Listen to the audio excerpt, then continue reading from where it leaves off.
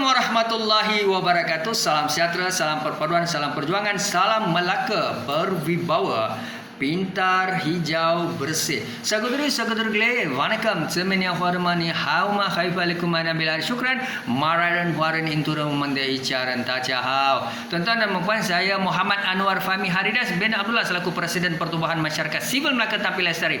Dalam perkongsian ilmiah hari ini, kita akan membincangkan isu sensasi berkaitan dengan kononnya berlaku aduan dalam kalangan pengadu berkaitan dengan pendakwah terkenal di negara ini melibatkan salah laku mungkin gangguan seksual dan sebagainya. Tuan-tuan dan puan, hari ini kita mahu celik undang-undang. Kita mahu belajar bersama bagaimana apabila kita menerima aduan maklumat daripada pengadu, sumber maklumat itu kita peroleh tidak kira daripada mana-mana mangsa.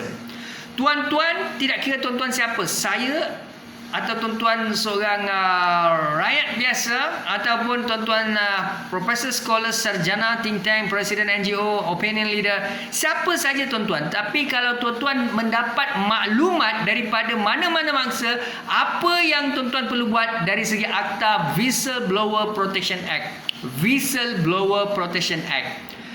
Akta 711-696. Akta Pemberi Maklumat dan Akta Perlindungan Saksi.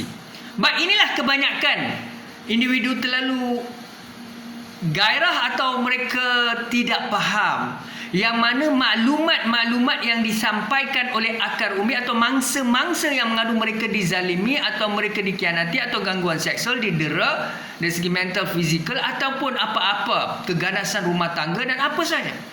Jadi kita perlu bertindak secara profesional matang supaya maklumat itu sampai kepada agensi penguatkuasa, iaitu agensi yang berhak, ketua pusat tanggungjawab iaitu agensi penguatkuasa seperti SPRM, PDRM, Immigration, Custom, Jabatan Agama Islam, Jawi dan sebagainya. Baik, kita akan sentiasa berbincang isu ini sebentar lagi, insya-Allah. Ikuti pandangan peribadi saya. Habis badan tergadai mendengar gelagak dagang, tak sedar bertelanjang mendengar burung di langit, air tempayan di curah. Baik saudara, apabila kita menerima laporan aduan daripada mana-mana individu yang menyatakan beliau telah dizalimi ataupun pihak berkaitan melakukan gangguan seksual dan sebagainya, dan pengadu menyertakan video, audio dan apa saja, teks ataupun WhatsApp ya, apa yang perlu kita lakukan adalah, yang pertama, nasihat peribadi saya adalah sila sarankan pihak berkaitan buat laporan terus kepada pihak-pihak berkuasa tempatan. Sekiranya kes berkaitan dengan jenayah rasuah, nilai suapan atau ketirisan, A, B, C, D, rasuah, ambil rasuah, B, beri rasuah, C, tuntutan palsu, D, salah guna kedudukan. Itu cerita rasuah. Tapi kalau keganasan rumah tangga atau seks atau gangguan disebutnya mengganggu emosi wanita atau lelaki atau melalui conversation, media, handphone dan sebagainya, kita mesti sarankan mereka membuat laporan kepada agensi penguatkuasa seperti PDRM, pihak polis, kerana pihak polis adalah pihak yang bertanggungjawab untuk membuka kertas siasatan dan mereka akan merujuk kepada pihak pendakwa raya ataupun pegawai negara untuk melihat sama ada wujud kes untuk didakwa. Baik, kita melihat kepada Pengarah Jabatan Siasatan Jenayah Datuk Seri Abdul Jalil Ahsan. Beliau telah menyatakan bahawa isu yang sedang berlegar melibatkan pendakwah terkenal dan juga pihak yang membuka satu laman Telegram, dan perkara itu dibincangkan secara meluas kepada seluruh rakyat Malaysia melalui video dan juga memiliki mesej lucah ya. Aplikasi Sembang Maya Telegram.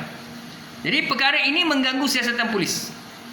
Dan kemudiannya Datuk Seri Abdul Jalil Ahsan menyatakan bahawa ia juga disiasat mengikut Seksyen 504 Kanun Keseksaan dengan sengaja. Seksyen 504 Kanun Keseksaan dengan sengaja mengaitkan dengan niat hendak membangkitkan pecah keamanan Seksyen 233 Akta Komunikasi dan Multimedia 1998.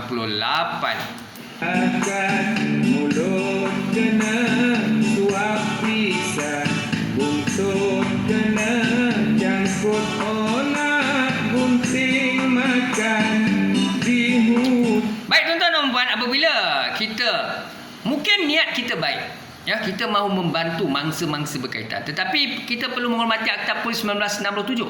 Kita perlu menghormati Undang-Undang Malaysia.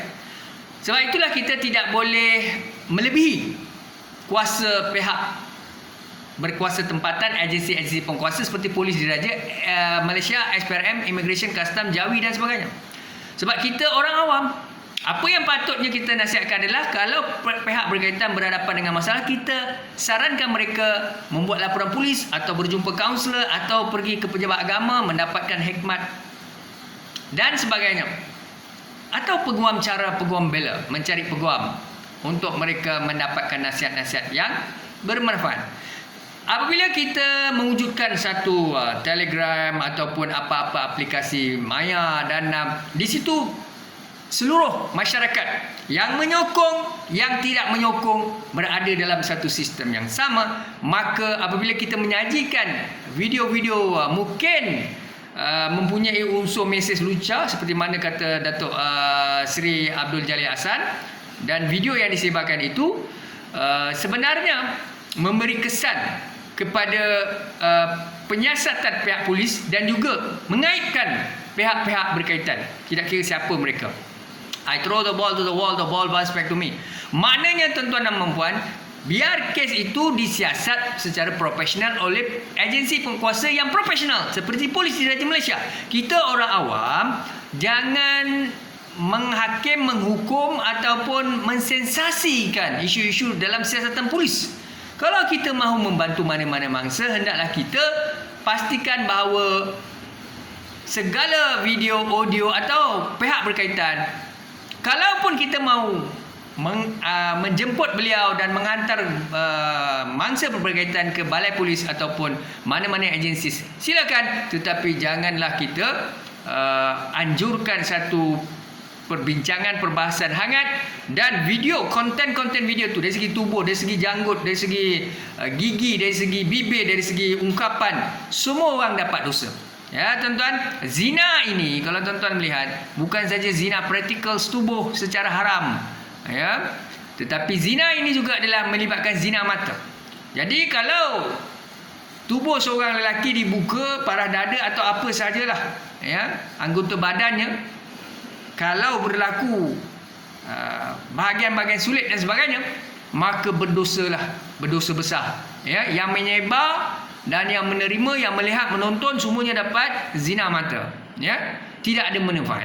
Adakah kita membela mana-mana pihak? Tidak. Sebenarnya keadilan mestilah diberikan. Kita percaya dan yakin kepada Polis Diraja Malaysia dan agensi-agensi penguasa, mereka tidak akan lindungi mana-mana pihak. Wal-imah kalau di Malaysia pernah berlaku seorang pemimpin politik yang mana keluar masuk penjara kerana saya tidak pasti apakah status itu difitnah, konspirasi jahat politik dan sebagainya. Tetapi kalaulah pemimpin politik pernah dipenjarakan dan beliau keluar daripada tempoh hukuman itu, dia tidak ada isu siapa saja, tuan-tuan atau saya pendakwa bebas, pendakwa terkenal, siapa saja yang melakukan jenayah di Malaysia ini, insya-Allah pihak polis tidak akan lindungi. Seperti juga SPRM, Custom, Immigration, Jawi dan sebagainya. Tuan-tuan dan puan, keadilan mesti diberikan kepada mangsa kalau benar mereka dinyaya, dizalimi. Dan satu perkara lagi, kita perlu ingat pandangan peribadi saya. Ingat, selalu saya sebut, tangan sebelah tidak akan bunyi. Namun apabila ada connection, conversation, bual bicara berminit-minit, berjam-jam ataupun mungkin melayan, dan inilah akibatnya bunyinya. Baik. Wak Pandit juga yang menanggung apa didengar gelagak dagang gelagak. Baik, sebab itulah kita jangan buat apa-apa penyebaran maklumat, video, audio, apa saja yang berkaitan dengan siasatan polis, termasuk isu-isu profil tinggi seperti liwat, seperti skandal, seperti rogol jenayah dan sebagainya. Saudara, sebab kita memang ada pakar-pakar dalam polis diraja Malaysia, bahagian forensik, bahagian jenayah, mereka lebih arif. Dan apakah motif kita? Apabila kita membincangkan secara hangat, ia akan menyebabkan keadaan tergugatnya ketenteraman awam, di mana kalau kita melihat akan ada penyokong-penyokong pemimpin politik ataupun penyokong-penyokong pendakwa ataupun penyokong-penyokong mereka yang terlibat dalam mungkin artis, mereka akan marah. Jadi sebab itulah biar yang menyiasat itu pihak berkuasa tempatan, polis, dan polislah yang akan menentukan sama ada kes itu perlu dirujuk kepada pendakwa raya ataupun dan pendakwa raya memutuskan sekiranya kes itu perlu dirujuk ke mahkamah. Dan saudara dan saudari, ingatlah undang-undang Malaysia, Federal Constitution atau Perlembagaan Persekutuan adalah undang-undang yang paling tinggi. Enactment Akta Ordinan yang bercanggah dengan Perlembagaan Persekutuan adalah terbatal. Maknanya selagi seseorang individu tidak dituduh ataupun disabitkan tidak ada prima facie, maka dia tidak bersalah. Ya, walaupun pengadunya ramai. Dalam apa kes pun, ya, kes jenayah, kes rasuah, ya. Tuan-tuan dan puan-puan, sebab itulah saya hari ini tidak mahu memperlekehkan mana-mana pihak, baik pengadu ataupun pendakwa ataupun mana-mana pihak yang nekat membantu. Apa yang saya sampaikan daripada awal tadi, dengar baik-baik. Rambutan jantan, orang berbunga, dia berbunga, orang berbuah, tapi dia haram. Saya kata hormati Akta Polis 1967. Dan kita mesti mengikut undang-undang. Kita mahu membantu semua pihak. Ingat saudara, kita ada agensi pengukuasa yang telah wujud di negara ini. Mereka berkuasa, mereka mempunyai Akta 1967, Akta Polis, dan mereka ada kepakaran. Kita tidak boleh menimbulkan satu kegusaran, kebencian dan mengaibkan. Apabila kita membuka aib, kenapa saya sebut aib? Dia begini, walimah individu berkaitan atau siapa saja, walimah saya mempunyai aib, tidaklah perlu kita aibkan sesiapa. Biar proses undang-undang itu berjalan dengan baik, mengikut prosedur. Ya, kita ada kes-kes profil tinggi, naib chancellor universiti terpalit dengan rasuah, tetapi masih menunggu prosiding mahkamah. Begitu juga kes-kes 3 anggota SPRM ditahan, ia juga berjalan dengan proses prosiding mahkamah, dan kita menunggu siasatan pihak-pihak polis dan juga SPRM sendiri membawa ke mahkamah. Tuan-tuan dan puan-puan, banyak lagi kes One Malaysia Dana sama juga masih lagi berjalan kes melalui prosiding mahkamah yang panjang. Jadi jangan kita mahu mencampuri urusan berkaitan dalam keadaan yang akan menyusahkan diri kita, menyebabkan orang membenci kita. Kelak nanti orang akan cari aib kita, sebab kita mencari aib orang. Jenayah memang tidak ada kompromi. Siapa yang rasuah terpalit dengan kes skandal, kes-kes disebut sebagai kacau gangguan seksual, memang tak boleh lari. Sebab kita ada undang-undang dan kita ada pihak polis. Kalau kita tidak percaya polis, kita tidak mahu menyerahkan semua maklumat whistleblower. Sebab whistleblower ni maklumat sulit. Maklumat sulit. Akta 696 perlindungan pemberi maklumat, 696 perlindungan saksi. Ya, diri pemberi maklumat itu dilindungi. 711 Akta perlindungan pemberi maklumat. Kita perlu ingat, ancaman, aib kepada pengadu. Pengadu juga malu.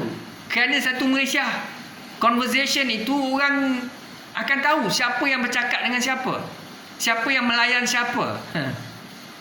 Ya. Jadi yang kemudiannya, sebab itulah kita ada akta ini, whistleblower. Sepatutnya apabila kita terima apa-apa maklumat daripada mana-mana individu yang kata diganggu, ada gangguan seksual ataupun isu-isu berkaitan dengan penderaan, keganasan rumah tangga dan sebagainya, tuan-tuan boleh rujuk Amanita Polis Diraja Malaysia, kaunselor, jawi, pergi mencari peguam dan sebagainya. Tetapi jangan dedahkan sebelum siasatan itu lengkap. Dan walimah siasatan itu lengkap, tak usahlah kita dedahkan, kerana pihak polis telah ambil tindakan, pihak jawi telah ambil tindakan, kaunselor, peguam dan sebagainya.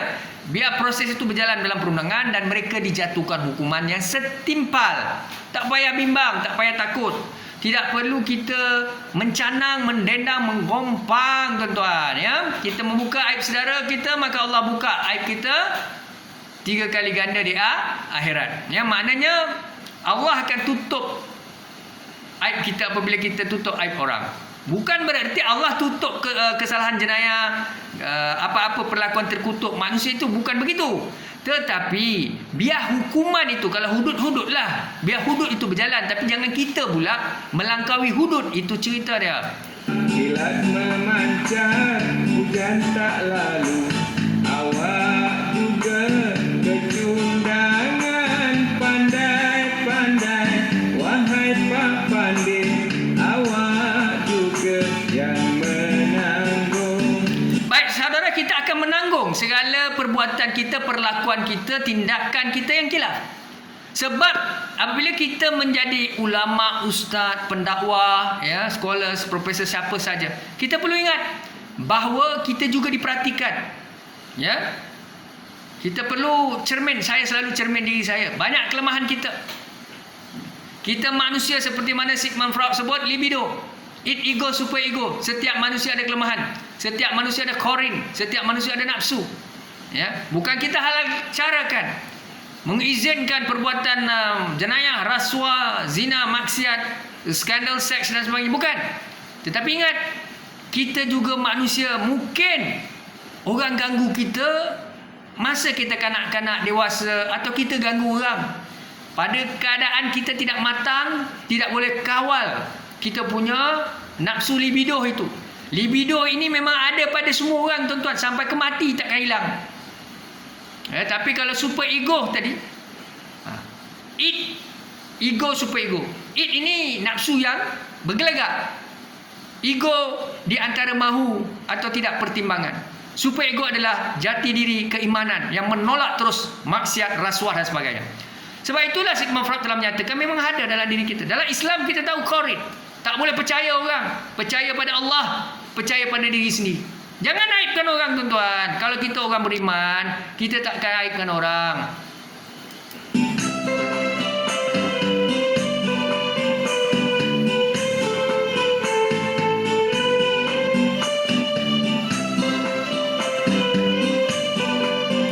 Baik, ingatlah. Hormati Akta Polis 1997 dengan nasihat Pengarah Jabatan Siasatan Jenayah Datuk Seri Abdul Jalil Ahsan. Jangan menyusahkan pihak polis. Banyak lagi kerja-kerja mereka. Siang malam anggota polis bekerja 24 jam. Tak cukup tidur. Ya, sebutir peluru mengancam nyawa mereka. Janganlah membebankan mereka, sedangkan mereka sedang menyiasat banyak kes di Malaysia ini. Baik, bagi mangsa-mangsa keadaan, kalau anda benar-benar didera ataupun anda terpalit atau anda diancam, sila buat laporan polis. Dan ingatlah, laporan itu, ingat saudara, tangan sebelah takkan bunyi. Kalau kita terima mesej, video call, perkara-perkara yang mengajak kepada lara, maksiat, Block. Within few second. Benda simple as that. Don't ever trust anyone. Takkan tak boleh buat. Orang kalau bercakap dengan kita, tak kira lah siapa bos kita, kawan kita, siapa sekalipun, perempuan atau lelaki, kalau dia dah mula keluarkan kenyataan-kenyataan yang tidak sepatutnya, apa perlu kita buat? Yang pertama, block. Ini cerita lain ni. You free tak? Sebenarnya I suka tengok PPU yang I tahu je dah kahwin. Tuan-tuan, kalau perempuan lelaki, kalau ada lelaki atau perempuan, siapa-siapa saja, baik, kadang-kadang situasi berbeza. Perempuan yang menggoda lelaki, caranya begini. Awak, saya tahu awak dah kahwin, tapi saya geram dengan awak. Boleh saya cakap dengan awak? Yang lelaki ni tak boleh fikir, kenapa block saja? Kenapa nak teruskan conversation itu? Ini masalah. Ini saya kata, kalau tangan sebelah ni dia tak melayan, tak jadi. Melainkan jadi ini situasi lain, tuan-tuan. Ini situasi lain. Ini tidak ada kaitan dengan isu pendakwa itu dengan pengadu-pengadu. Ingat saya cakap, ini situasi lain yang saya sebut. Saya sedang mengajar tuan-tuan macam mana untuk menghadapi situasi macam ni, dan juga apabila ada pengadu-pengadu yang mengadu pada tuan-tuan, jangan ambil tindakan dan jangan sebarluaskan maklumat itu. Sebab minta mereka ke balai polis, buat aduan kepada jawi, ke pejabat agama dan sebagainya, ya. Jangan kita buat blog tu blog ni dan kita sebarkan video itu video ni, tak boleh. Dan satu lagi yang saya sebut, saya tidak melibatkan pendakwa itu atau siapa, tidak. Saya kata kalau ada gangguan seksual dan sebagainya, janganlah layan. Allah, hai. Budak dah jenam pun faham. Kita dah tua bengkak, tuan-tuan. Kita dah dewasa. Kejap ya.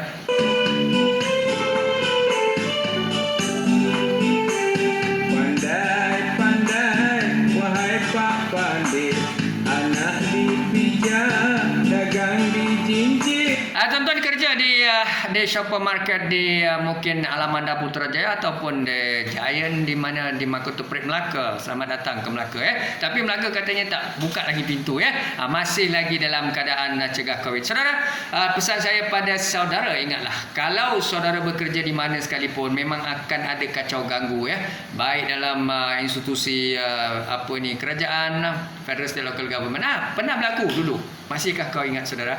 Masihkah anda ingat lagi di mana ketua jabatan di Putrajaya dalam lift ataupun di Kuala Lumpur, saya lupa, di mana isteri orang dan laki orang bercumbu-cumbuhan, bercumbu, jadi kucing dibunuh, tikus macam-macam cerita, saudara. Sebab itu saya kata, I throw the ball to the wall, the ball bounce back to me. Tuan-tuan tak kena, sebab tu hati-hati di jalan raya. Bukan saja di jalan raya, hati-hati dalam kehidupan, Rambut sampai hitam, hati lain-lain, tuan-tuan, Jadi ingat, tuan-tuan, berhati-hati. Kita bercakap pasal orang, kita buka aib orang.